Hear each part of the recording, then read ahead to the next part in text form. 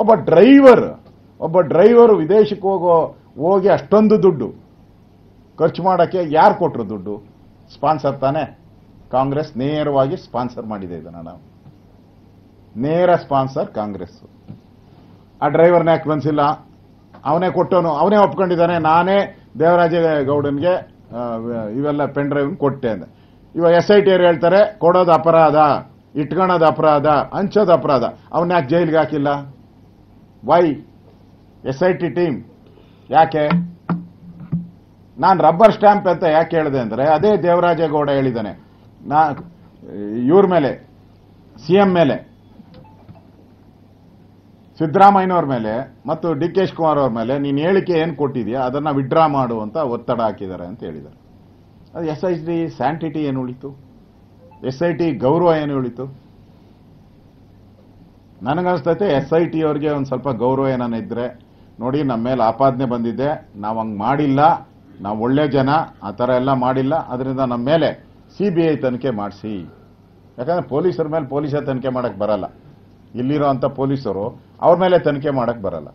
ಅದರಿಂದ CBI ತನಿಖೆ ಮಾಡಿ ನಾವು ಸತ್ಯವನ್ನ ಹೇಳ್ತೀರಿ CBI ಮುಂದೆ ಅಂತ SIT ಅವರೇ ಅರ್ಜಿ ಹಾಕೋದು ಒಳ್ಳೇದು. CBI ಮುಂದೆ ನಾವು ತಪ್ಪು ಮಾಡಿಲ್ಲ, ನಾವು ನಿಷ್ಪಕ್ಷಪಾತಿಯಾಗಿ ತನಿಖೆ ಮಾಡ್ತಾ ಇದ್ರಿ, ಇವರು ಆಪಾದನೆ ಮಾಡಿದಾರಲ್ಲ ದೇವರಾಜೇಗೌಡ ಅದು ಸುಳ್ಳು, ಅದಕ್ಕೆ ತನಿಖೆ ಮಾಡಿ ಅಂತ ಅವ್ರು ಹೋದ್ರೆ ರಾಜ್ಯದ ಜನ ಅವರನ್ನ ನಂಬ್ತಾರೆ. ಇಲ್ಲ ಅಂದ್ರೆ ಇದೊಂದು ರಬ್ಬರ್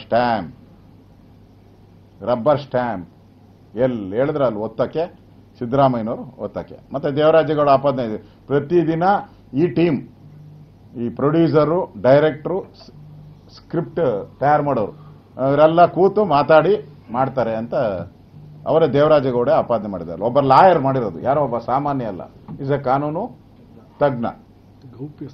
ಗೌಪ್ಯ ಸ್ಥಳದಲ್ಲಿ ನಮ್ಮ ರಾಜ್ಯದ ಅಧ್ಯಕ್ಷರು ಇದನ್ನ ನನಗೆ ಕೊಟ್ಟೇ ಇಲ್ಲ, ನನ್ನ ಪತ್ರ ಬರದೇ ಇಲ್ಲ ಅಂತ ಅವ್ರು ಹೇಳಿದ ಮೇಲೆ ಅಲ್ಲಿಗೆ ಅದನ್ನ ಅಧ್ಯಾಯ ಮುಗಿದೋಯ್ತದು. ಕೊಟ್ಟೇ ಇಲ್ಲ ಅಂದಮೇಲೆ ಮುಗಿದೋಯ್ತು. ಮತ್ತೆ ಅದಕ್ಕೆ ಕ್ಲಾರಿಫಿಕೇಶನ್ ಯಾರು ಕೇಳಲಿಲ್ಲ. ರಾಜ್ಯ ಅಧ್ಯಕ್ಷರು ಅವಾಗೆ ಒಂದು ವಾರದಿಂದನೇ ಕೊಟ್ಟಿದ್ದಾರೆ, ನನ್ನ ಗಮನಕ್ಕೆ ಯಾರು ಪತ್ರ ನನಗೆ ತಂದು ಕೊಟ್ಟಿಲ್ಲ, ನನ್ನ ಗಮನಕ್ಕೆ ಬಂದಿಲ್ಲ ಅಂತ ಹೇಳಿದ್ದಾರೆ. ಮುಗಿದೋಯ್ತದು.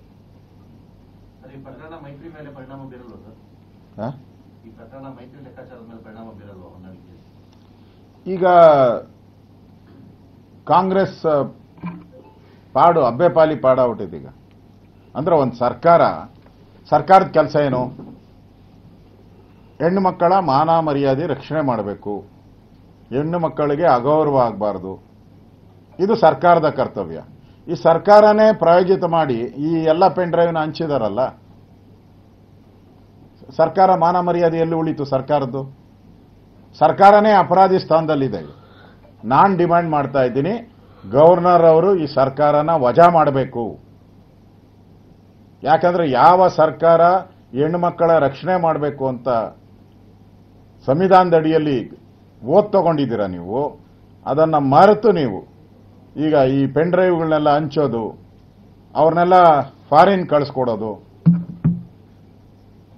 ಮತ್ತೆ ಇದರಿಂದ ಎಲ್ಲ ನಿಮ್ಮದೇ ಕೈವಾಡ ಅಂತ ನೇರವಾಗಿ ಲಾಯರ್ ಆಪಾದನೆ ಮಾಡಿದ್ದಾರೆ. ಇಷ್ಟೆಲ್ಲ ಆದ್ಮೇಲೆ ನಿಮ್ಮ ಸರ್ಕಾರಕ್ಕೆ ಮಾನ ಮರ್ಯಾದೆ ಎಲ್ಲ ಹೊರಟೋಗಿದೆ. ಅದರಿಂದ ಗವರ್ನರ್ ಅವರು ಈ ಅಸಂವಿಧಾನಿಕ ಕೆಲಸ ಮಾಡ್ತಾ ಇರತಕ್ಕಂಥ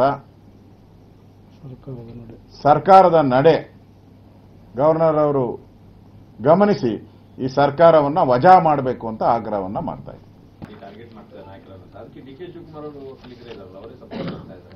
ಅವರು ಹೇಳ್ಬಿಟ್ಟಿದಾರಲ್ಲ, ನಾನು ಒಕ್ಕಲಿಗನೇ ಅಲ್ಲ ಅಂತ ಅವರೇ ಹೇಳಿದ್ದಾರೆ. DK ಶಿವಕುಮಾರ್ ನನಗೆ ಒಕ್ಕಲಿಗ ನಾಯಕತ್ವನೂ ಬೇಡ, ನಾನು ಒಕ್ಕಲಿಗನೇ ಅಲ್ಲ ಅಂತ ಹೇಳಿದ್ದಾರೆ. ಅವ್ರ ಸ್ಟೇಟ್ಮೆಂಟ್ ಹೇಳಿದ್ದಾರೆ, ನಾನಲ್ಲ ಹೇಳಿರೋದು, ಅವ್ರ ಸ್ಟೇಟ್ಮೆಂಟ್ ಹೇಳಿದ್ದಾರೆ.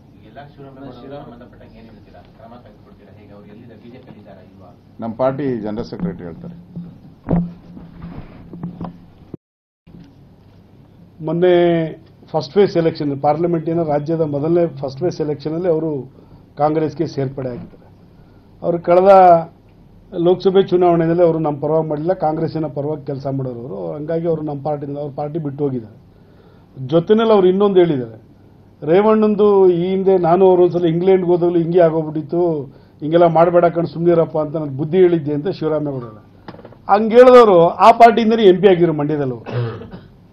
ಅಲ್ಲಿಂದನೇ MP. ಇವತ್ತು ದೇವರಾಜೇಗೌಡರಿಗೂ ಮತ್ತು ಡಿ ಕೆ ಶಿವಕುಮಾರ್ಗೂ ಇವರು ಮಧ್ಯವರ್ತಿಯಾಗಿ ಕೆಲಸ ಮಾಡ್ಕೊಂಡಿದ್ದಾರೆ. ಹಂಗಾಗಿ ಶಿವರಾಮೇಗೌಡರು ನಮ್ಮ ಪಾರ್ಟಿಯಿಂದಲಿಲ್ಲ, ಪಾರ್ಟಿ ಬಿಟ್ಟು ಹೋಗಿದ್ದಾರೆ. ಅವರು ಇವತ್ತು ಎಡಬಿಡಂಗಿ ಹಾಕಿ ಕೂತಿದ್ದಾರೆ. ಮಧ್ಯದಲ್ಲಿ ಡಿ ಕೆ ಶಿವಕುಮಾರ್, ದೇವರಾಜೇಗೌಡರು ಮಧ್ಯದಲ್ಲಿ ಏನೇನು ಮಾತಾಡಿದ್ದಾರೆ ಅನ್ನೋಂಥದ್ದೆಲ್ಲ ಸುಮಾರು ನಿನ್ನೆ ತಾವೆಲ್ಲ ಮಾಧ್ಯಮ ತಾವೇ ತಿಳಿಸ್ಕೊಟ್ಟಿದ್ದೀರ.